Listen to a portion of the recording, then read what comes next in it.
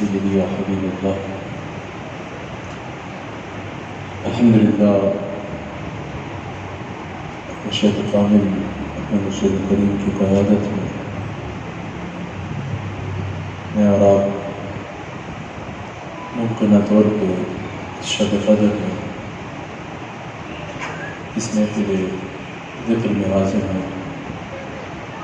اللہ تعالیٰ ہم سب کا یہاں جمع ہونا اللہ اور اس کے رسول صلی اللہ علیہ وآلہ وسلم کا ذکر کرنا، قرآن کی تلاوت سننا اپنی بارگاہ میں قبول فرمائے، اور اللہ تعالیٰ ہمارے اس یہاں جمع ہونے کو ہماری آخرت کے لیے وسیلہ نجات بنا ڈالے.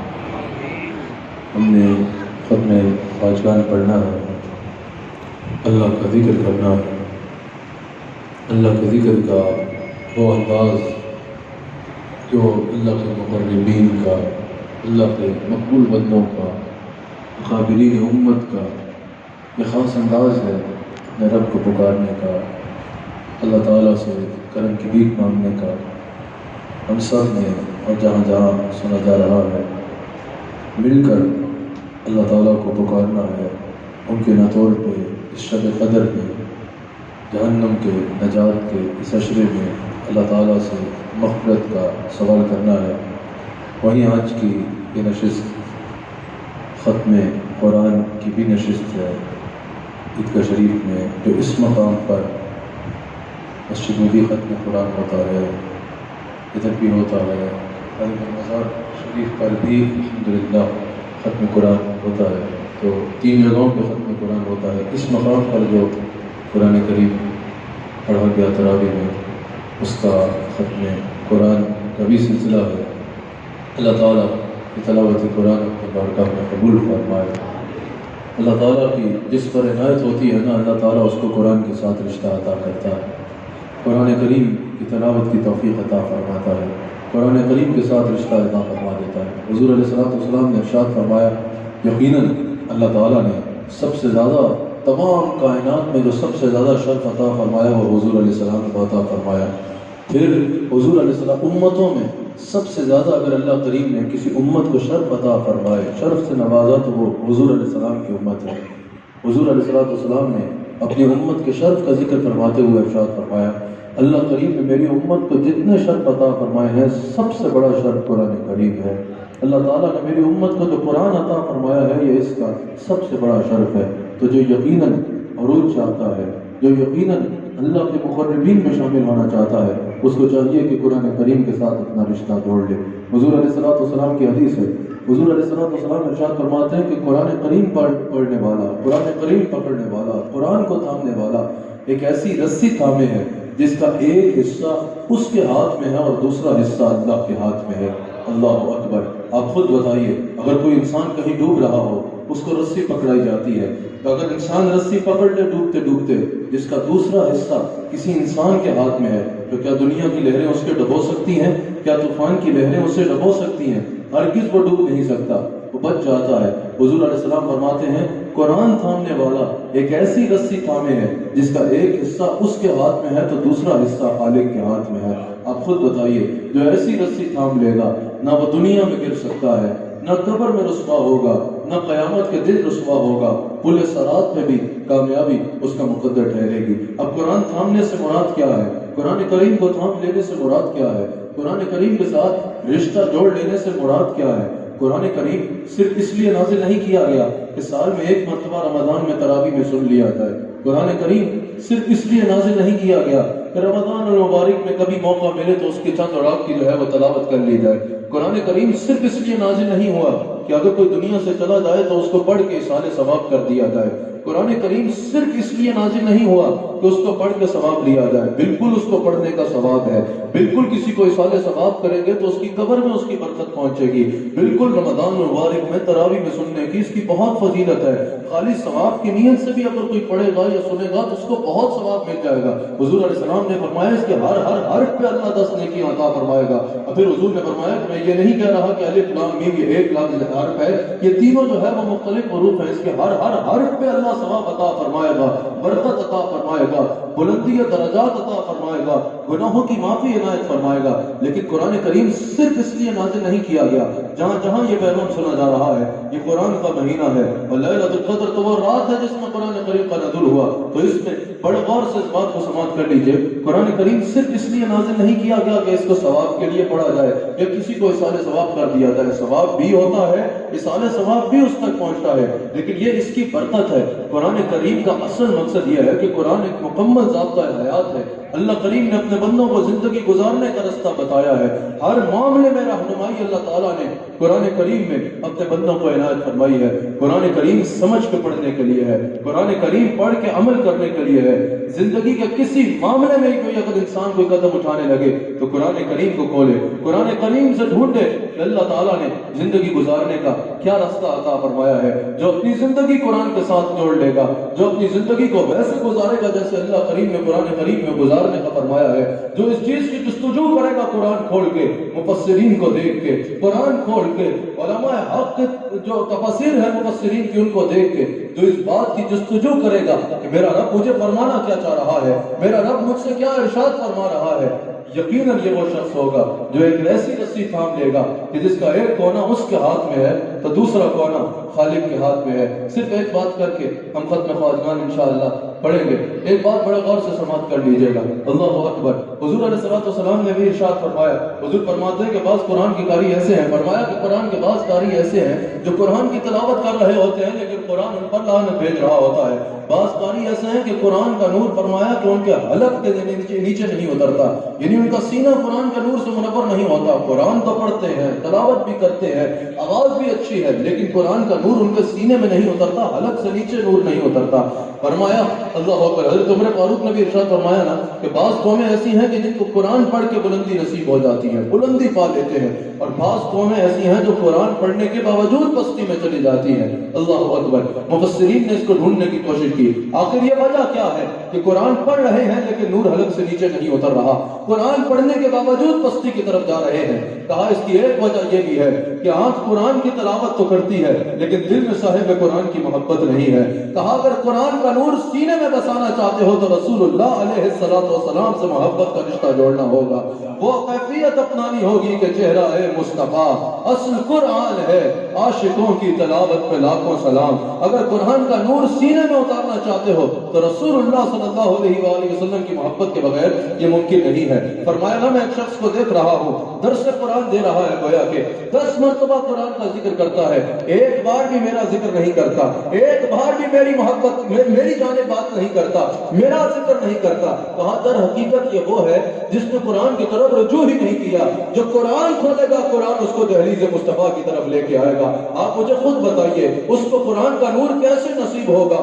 ہم تو جب قرآن کی تلاوت کرتے ہیں، جب قرآن کھولتے ہیں، ہماری نظر تلاش کر رہی ہوتی ہے کوئی بات ایسی مل جائے کہ عظمت مصطفیٰ کا پہلو بیان کر سکے، کوئی بات ایسی مل جائے کہ رسول اللہ کی عظمتوں کو بیان کر سکے، حضور علیہ السلام کی شان کو بیان کر سکے، حضور علیہ السلام کی رفعت کو بیان کر سکے۔ اب اگر کوئی قرآن کھولتا ہے اور اس نیت سے کھولتا ہے کہ میں قرآن کھول کر یہ ثابت کروں کہ حضور کے پاس یہ علم نہیں ہے، حضور کے پاس یہ اختیار نہیں ہے، حضور یہ نہیں کر سکتے، یہ نہیں کر سکتے، قرآن کھول کے عظمت مصطفیٰ میں اس بات سے بیان کرنے کے پہلو نہیں ڈھونڈ رہا بلکہ نفی کے پہلو ڈھونڈ رہا ہے، اس کو قرآن کا نور نصیب ہوگا۔ در حقیقت یہ وہی ہے کہ قرآن پڑھ تو رہا ہے لیکن سینے میں نور نہیں اتر رہا۔ بلا مبالغہ ہم کہتے ہیں کہ قرآن کریم سے ہر دلیل ڈھونڈو، قرآن کریم سے ہر بات ڈھونڈو، قرآن سے اٹھنے کی کوئی بات نہیں ہے، ہر بات کو قرآن سے تلاش کیا جائے۔ لیکن آج آپ دیکھتے ہوں گے سوشل میڈیا کا دور جو ہے بڑا فاسٹ ہے۔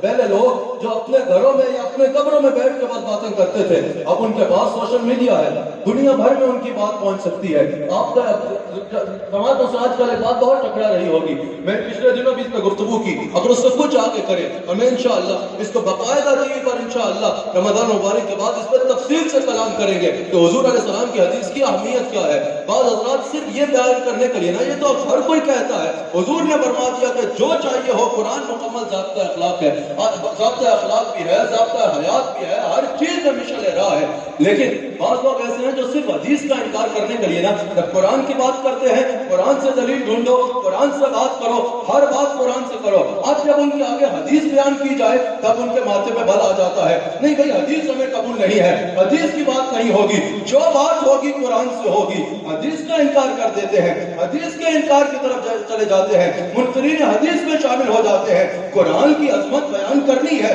قرآن کی صداقت بیان کرنی ہے، ہر جگہ یہ بیان کرنا ہے کہ سب سے اتھینٹک بات وہ ہے جو قرآن بتا رہا ہے، لیکن آپ جس شرارت میں کہہ رہے ہیں کہ حدیث کا انکار کرنا چاہ رہے ہیں، آپ جس شرارت میں اپنی بکواس فرما رہے ہیں کہ کسی طریقے سے حدیث کا انکار ہو جائے، کسی طریقے سے یہ کہا جائے کہ بھی قرآن ہی سننا ہے، حدیث کا عمل نہیں کرنا، حدیث کی بات نہیں کرنی، حدیث کو قبول نہیں کرنا، آپ مجھے یہ بتائیے ہر دلیل کا دار و مدار قرآن کے ساتھ ہے، یہ قرآن کی دلیل کہاں سے آئے گی؟ قرآن کی بھی تو کوئی دلیل چاہیے نا، قرآن کو ثابت کرنے کے لیے بھی تو کچھ چاہیے کہ یہ قرآن ہے۔ ایک ہی زبان ہے جس سے قرآن کی تلاوت ہو رہی ہے، ایک ہی زبان ہے جس سے حدیث قدسی بیان ہو رہی ہے، ایک ہی زبان ہے جس سے حدیث نبوی بیان ہو رہی ہے، اور وہی زبان ہے جو صحابہ سے ویسے باتیں کر رہے ہیں، گھر میں اپنے گھر والوں سے کلام فرما رہے ہیں، بازار میں بازار میں بات کر رہے ہیں۔ اس بات میں تمیز کون کرے گا کہ یہاں سے یہاں تک اس زبان اقدس سے جو ادا ہوا ہے وہ قرآن ہے؟ کیا قرآن میں آتا تھا کہ یہاں سے یہاں تک قرآن ہے؟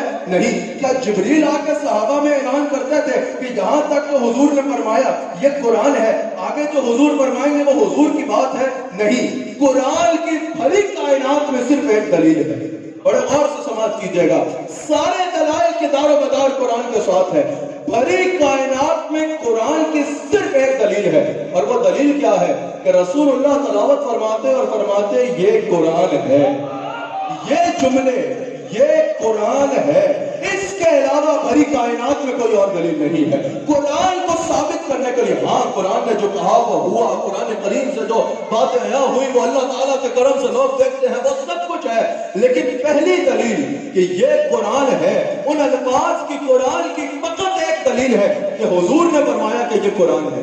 اب آپ مجھے بتائیے یہ قرآن ہے، یہ جملے کیا کہلائیں گے؟ یہ جملے کیا کہلائیں گے؟ یہ جملے حدیث کہلائیں گے۔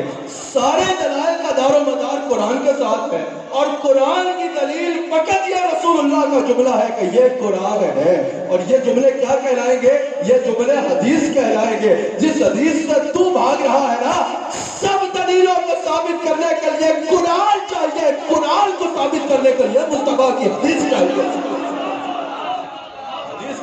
قرآن کی دلیل کا انکار کرنا ہے، ہر چیز کو ثابت کرنے کے لیے قرآن چاہیے، پر قرآن کو ثابت کرنے کے لیے میرا مصطفیٰ کا فرمان چاہیے۔ ان سے منہ پھیر کے جو جانب قرآن گیا، سرخ روح ہو کے نہ دنیا سے وہ انسان گیا۔ اللہ اکبر۔ شیر مادر میں اسیروں کی نجابت نہ سہی، گھر میں عشق رسالت کی روایت نہ سہی، ادب نبی داخل عادت نہ سہی، ارے اور تم پر میرے آقا کی عنایت نہ سہی، منکروں کلمہ پڑھانے کا بھی احسان گیا۔ اتنا تو مانو کہ تمہیں قرآن بھی ملا تو مصطفیٰ سے ملا، رحمان بھی ملا تو در مصطفیٰ سے ملا۔ صحابہ رسول اللہ سے کچھ نہیں ملتا، رسول اللہ سے کچھ نہیں ملتا۔ میں نے کہا رسول اللہ سے کچھ نہیں ملتا، کہاں ہاں نہیں ملتا۔ میں نے کہا پھر بتاؤ رسول اللہ کے دربار سے کچھ نہیں ملتا، کہاں نہیں ملتا۔ میں نے کہا یہ تمہیں اللہ کہاں سے ملا ہے؟ سمجھے یا نہیں سمجھے؟ یہ اللہ کا پتہ تمہیں کس نے بتایا ہے؟ ارے جس دربار سے خدا مل گیا اس دربار سے خدائی نہیں ملے گی کیا؟ جس کو جو ملتا ہے میرے مصطفیٰ علیہ السلام کے دربار اقدس سے ملتا ہے۔ صحابہ کا تو یہ مزاج تھا، جن کو حضور کی بات سے تکلیف ہوتی ہے نا، حضور کی بات سے تکلیف ہو رہی ہے، حدیث بیان کو قبول کرتے آج جو ہے دیگر جگہوں پہ بیٹھ کے غیروں کے اغیار کے ٹکڑوں پہ پل کے جو ہے وہ یہاں پر آ کے سمجھتے ہیں کہ سوشل میڈیا کے ذریعے اپنا گند بکیر کے نوجوانوں کو مصطفیٰ کی حدیث سے دور کریں گے، مصطفیٰ علیہ السلام سے دور کریں گے۔ ارے نادانوں، صحابہ کے لیے تو ہر دلیل کا دار و مدار رسول اللہ کی ذات اقدس تھی۔ حضرت خزیمہ کا نہیں دیکھا، حضور علیہ السلام نے فرمایا کہ گھوڑے کی کتنی قیمت ہے؟ اس شخص نے کہا کہ 400 درہم۔ حضور تشریف لے کے آئے اور حضور علیہ السلام نے اس کو 400 درہم پکڑا دیے۔ اس بندے نے کہا کہ میں نے 400 درہم نہیں، میں نے 800 مانگے تھے۔ جب اس نے دیکھا کہ یہاں تو جو مانگو مل جاتا ہے، منہ مانگا ملتا ہے، اس نے کہا کہ میں نے تو 800 درہم مانگے تھے۔ حضور علیہ السلام نے فرمایا کہ تم نے 400 درہم مانگے تھے۔ اس نے کہا میں نے 800 مانگے تھے۔ اس نے کہا رسول اللہ صلی اللہ علیہ وسلم سے کہ آپ کے پاس کوئی گواہ ہے کہ میں نے 400 درہم مانگے تھے؟ حضور علیہ السلام سے عرض کر رہا ہے کہ حضرت خزیمہ رضی اللہ تعالیٰ عنہ پاس سے گزر رہے ہیں، کہا کہ میں گواہی دیتا ہوں کہ تم نے 400 مانگے تھے. اس نے 400 لیے اور آگے چل دیا. حضور علیہ السلام نے فرمایا کہ تم تو یہاں تھے ہی نہیں، تم نے گواہی کیسے دے دی؟ تم تو یہاں موجود ہی نہیں تھے، تم نے بات کی گواہی کیسے دی؟ حضرت خزیمہ نے کہا یا رسول اللہ صلی اللہ علیہ وسلم 400 درہم تو ہم روز دیکھتے ہیں، آپ کے کہنے پہ تو ہم نے اس کی گواہی دی جس کو دیکھا بھی نہیں ہے. پتہ چلا کہ صحابہ کا لیے ہر بات کا دار و مدار حضور علیہ السلام کی ذات کرتا. پھر حضور کا شریعت کا مالک ہونا دیکھو. ویسے شخص قرآن کہہ رہا ہے کہ 2 مردوں کی گواہی ضروری ہوگی، 2 کی گواہی ضروری ہوگی، لیکن اللہ اکبر حضور علیہ السلام شریعت کے مالک ہیں. جب چاہیں، جس کے لیے چاہیں، جیسے چاہیں قانون بدل سکتے ہیں. حضور علیہ السلام نے فرمایا ویسے 2 کی گواہی ضروری ہے، یہ فائدہ ہے، لیکن خزیمہ کے لیے شریعت کا قانون بدلا جا رہا ہے. جہاں یہ 1 گواہی دے گا، اس کی 1 کی گواہی 2 کے برابر ہوگی. بعض روایات میں موجود ہے کہ جب قرآن اکٹھا کیا جا رہا تھا، آیات کو اکٹھا کیا جا رہا تھا، وَلَقَدْ جَاءَكُمْ رَسُولٌ مِّنْ أَنفُسِكُمْ عَزِيزٌ عَلَيْهِ مَا عَنِتُّمْ حَرِيصٌ عَلَيْكُمْ بِالْمُؤْمِنِينَ رَءُوفٌ رَحِيمٌ. جب یہ آیت لے کے آئے تو یہ حضرت خزیمہ لے کے آئے. جب ان سے کہا گیا کہ اس کا کوئی اور گواہ ہے تمہارے پاس، انہوں نے کہا اس وقت تو اس کا میں 1 گواہ ہوں. حضرت فاروق اعظم نے کہا یا رسول اللہ صلی اللہ علیہ وسلم ہم آپ کو کہاں یاد کریں گے؟ اگر آج آپ خزیمہ کے لیے قانون نہ بناتے تو آج کیا ہوتا؟ اللہ اکبر. رسول اللہ صلی اللہ علیہ وسلم کو اللہ تعالیٰ نے ایسے مختار بنایا ہے. تو یاد رکھنا قرآن کا نور بھی اس کے سینے میں اترے گا جس کے سینے میں عشق مصطفیٰ ہوگا. رمضان کا نور بھی اسی کے نصیب ہوگا جس کے سینے میں عشق مصطفیٰ ہوگا. رسول اللہ صلی اللہ علیہ وسلم کو چھوڑ کے اللہ کو پانا، کسی منزل کو پانا مشکل ہی نہیں بلکہ ناممکن ہے. اللہ تعالیٰ ہم سب کو دامن مصطفیٰ علیہ السلام سے وابستہ رہنے کی توفیق عطا فرمائے. سب حضرات ہمارے شیخ حامد آپ فرمائیں گے، اس کے ساتھ ہی ختم خواجگان کا آغاز ہوگا. جو یہاں موجود ہیں وہ بھی اور جو جہاں بھی سن رہے ہیں وہ بھی شب قدر کے حوالے سے میں ہر سال جو خطاب ہوتا ہے 27ویں شب کو اس سال بھی ہوگا اور ARYQ TV پہ ریکارڈڈ نہیں ہوگا، براہ راست ہوگا، لیکن ویسے ہر سال کراچی سے براہ راست آتا ہے. اس سال انشاءاللہ مدینہ منورہ سے براہ راست ہوگا. تو آپ سب حضرات جو جہاں بھی سن رہے ہیں 27ویں شب کو، آج میں نے خطاب نہیں کیا، صرف چند باتیں ہی کی ہیں. جو 27ویں شب کا خطاب اور 27ویں شب کی دعا ہر سال کراچی سے براہ راست ہوتی ہے. انشاءاللہ اس مرتبہ حضور علیہ السلام کی اجازت ہوئی اس خطہ جود و کرم سے براہ راست انشاءاللہ ریکارڈڈ نہیں، براہ راست انشاءاللہ نشر کی جائے گی ARYQ TV پر. اللہ کریم ہم سب کو رسول اللہ صلی اللہ علیہ وسلم کا نمک حلال رکھے اور